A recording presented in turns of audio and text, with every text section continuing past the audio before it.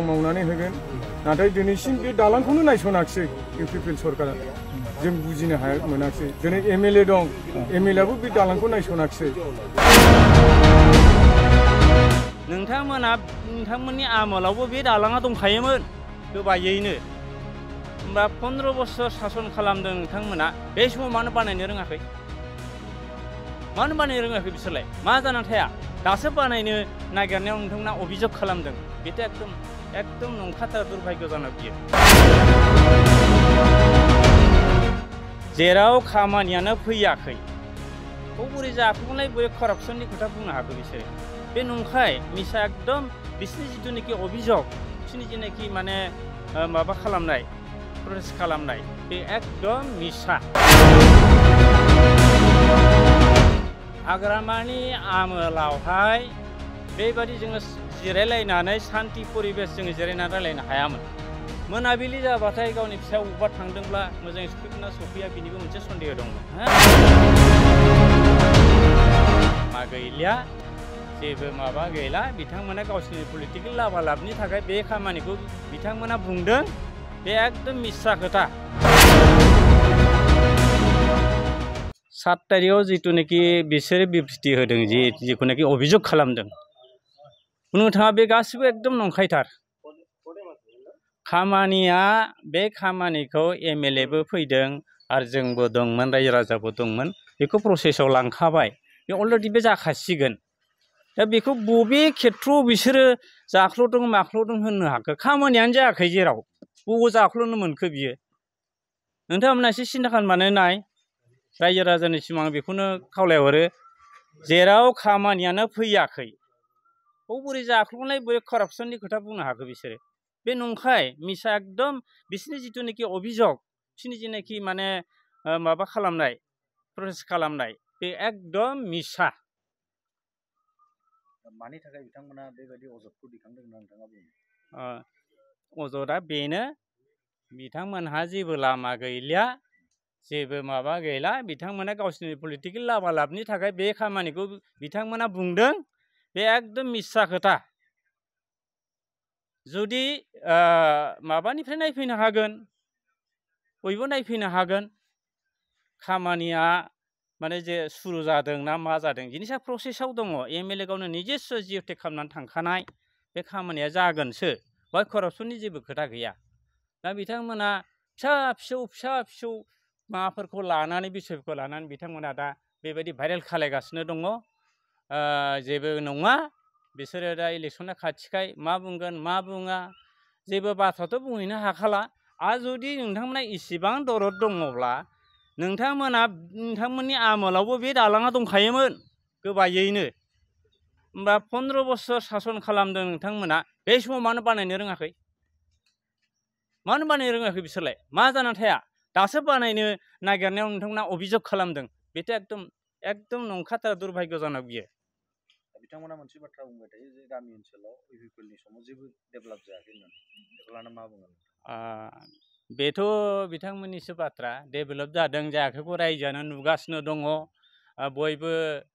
अनुभब खालायगासिनो दङ दालां जादों लामा जादों बहुद धरনের खामानि जेजेएम जादों आरो अंगनवाड़ी न' जादों गासिबो जाजोबदों बे 4-5 बोसोरावनो प्रमद बर सरकारा बेफोरखौ मावनो सक्षम जादों नोंथांमोना 17 बोसोर सासन खालाव बेफोरखौ मा खालामनानै थाया जों प्रमद बर'खौ बेखौनो जों बाख्नायनांगोन हाग्रामानि आमोलावहाय बेबायदि जोङो जिरायलायनानै सान्थि परिबेस जोङो जिरायनानै रायलायनो हायामोन मोनाबिलि जाबाथाय गावनि फिसा बबेबा थांदोंब्ला मोजाङै सफैगोन ना सफैया बिनिबो मोनसे सन्देह दंमोन थ' दा बेफोरबायदि परिबेसा गैलिया हरनि 10टा 11टा 12टा गिदिंबाय था जेबो उसुबिदा गैया मुस्लिम बुस्थुआव बर' थांनो हाया मुस्लिमफ्रा बर' बुस्थुआव फैनो हाया आदिबासिनि गुनाव थांनो हाया बेफोर परिबेसखौ दिनै सोर लाबोखो जों प्रमद बर' सारासो बेखौ लाबोबाय हाग्रामानि समावथ' दाङाबाजि ब्लाड सेटलमेन्ट बुथारलायनाय सुथारलायनाय आर्मि कामान्ड' लाबोनानै गामि हाबनानै निर्दोषि मानसिफोरखौ बुदलाबायदों गावथारलाबायदों दा बेफोरबायदि परिस्थिति गैया लाजिनांगौ बिथांमोना नङै बाङै फिसा फिसौ मेटारखौ लानानै बेबायदि मिडिया लेंहरलायनानै खालामनाया एकदम दुर्भाग्यजनक जेबो नङा बेफोर गासिबो नंखाय आं बुंगोन बेखौ आरो आंल' नङा एरियानि जेसेबां नैबे कक्सागुरिनि जेसेबां इन्टेलेक्सुयेलफोर दं बिथांमोनाबो बुंनो हागोन जिखि जाया बेफोर गासिबो नंखाय बे बिथांमोना गावसोरनि पलिटिकेल लाबा लाबनि जुनै बे जिनिसखौ बिथांमोना बुंगासिनो दङ। थांनाय 7 तारिख गावहाय माकटाइगाव बिपिएफनि प्राइमारि सेक्रेटारि फैलाव नार्जारिया जे 2 नाम्बार कक्सागुरिनि जे दालां गोबायखौ लानानै जोंनि 1 नं गसाइगावनि एमएलए जिरन सारखौहाय जे कारापसननि खोथाखौ जे बुंदोंमोन आरो जे जोंनि एमएलए सारखौ बखुनुद्दिन नायफैयाखै बे दालांखौ इउपिपिएल सरकार जानायनिफ्राय बे खोथाखौ बुंदोंमोन। दा बे खोथायैनो आं बुंनो सानदों जोंनि एमएलए सारा जोंखौ लानानै बे ब्रिजखौ नायफैदों नायनायजों लोगोसे बियो जिअ'टेक खालामनानै लांदों आरो बे खामानियाखौ अलरेडि प्रप'जाल खालामनानैहाय फाथायहरखाबाय बियो जागोन जोंनाव बिसास दङ आरो गोबां बे ओनसोलनि रायजो राजाफ्राबो थाफादों लोगोसे थानानैहाय बे ब्रिजआदे जाथारनांगौ बेखौ एमएलएआबो बेथंबाबो बुंनानै होलांखादों आरो बियो जागोन जों बेखौ मिथिखागौ। थांनाय 7 तारिखआव जे बिपिएफनि सेक्रेटारियादे बुंदोंमोन बेखौ नायफैयाखै आरोबाव खुनु हरदे बे दालांनि बिसयैहाय जानाय नङा होननानै बुंदोंमोन खिन्थु बिसोरो सानग्रोनांगौमोन बे खोथाखौ बुंनायनि सिगां दा बे अलरेडि प्रप'जाल हरखाबाय बे ब्रिजआदे जाथारगोन बेखौ बिसोरो हयथ' मिथियाखै दा बेनिखाय बिसोर बेखौ बुंदों। दा आंनिफ्राय साननाया कारापसन माने कारापसना माखौ बुङो जे स्किमखौ लाबोनानै मावाबारैनो थाखाखौ जाजोबो बेखौसो जों कारापसन होननानै मिथियो खिन्थु दिनैहाय बे स्किमा जायाखै जागोनसो अलरेडि प्रप'जाल खालामनानै फाथायहरखाबाय फैगोनसो। दा बेनिखायनो जों सानदों बिपिएफनि जे सेक्रेटारिया बुंदोंमोन बे जोंनि इउपिपिएल सरकारा गोबां खोथा होदों गोबां खामानि मावनो थाखाय नाथाय दिनैसिमबो मावफुंनो हायाखै होननानै बुंदों खिन्थु दिनै जोंनि 1 नं गसाइगावनि एमएलए जिरन सारा माकटाइगाव एरियाफोरावहाय गोबांथार बेबादिनो अन्थाइनि लामाफोरखौ मावनानै होबाय आरो बेबादिनो मडेल अंगनबादि सेन्टार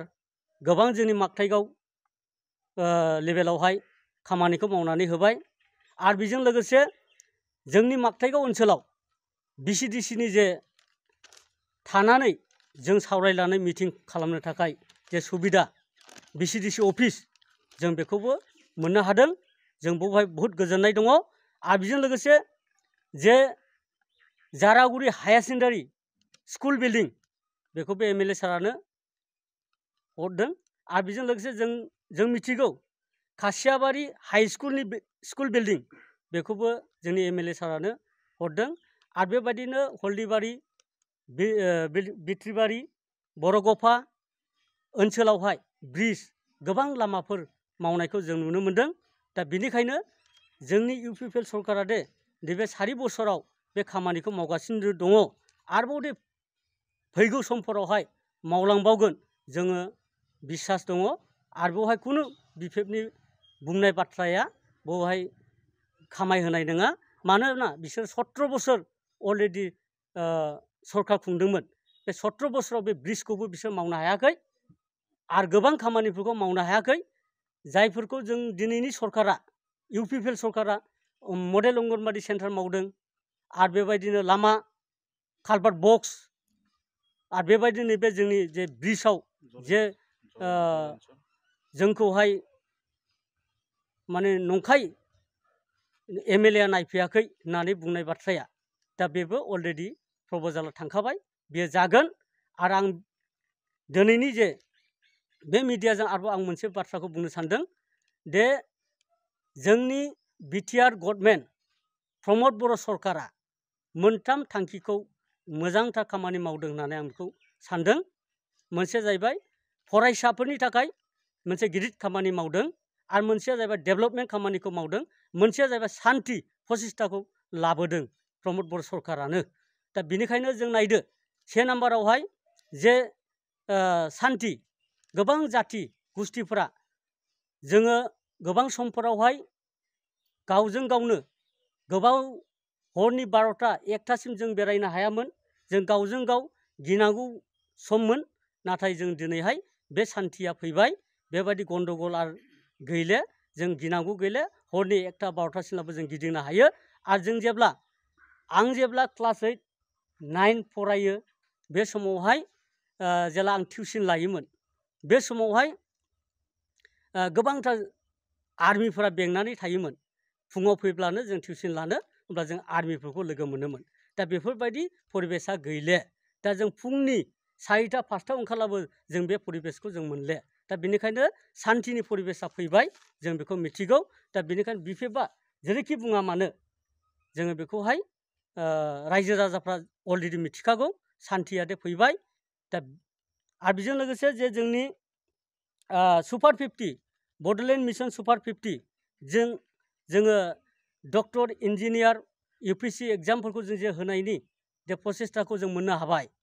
बियो गोबां गरिब न'खरनि मानसिफ्राबो जायफ्रा मेलेमजिबि गथ'फोर बिसोर पास खालामनो हायोब्ला सासे गेजेटेड अफिसार जानो हानायनि क्षमताया फैबाय। सिगांनि जेरैबायदि सरकारा गावनि जाथि गुस्थिफोरखौ लांनानै सरकारि साख्रियाव गिदिर गिदिर अफिसारफ्राव लांदोंमोन, नाथाय दानि सरकारावहाय बेबायदि नङा। गरिब न'खरनि मानसिफ्राबो जायफ्रा मेलेमजिबि गथ' बेफोरो मोननो हानायनि बेबस्थाया दङ।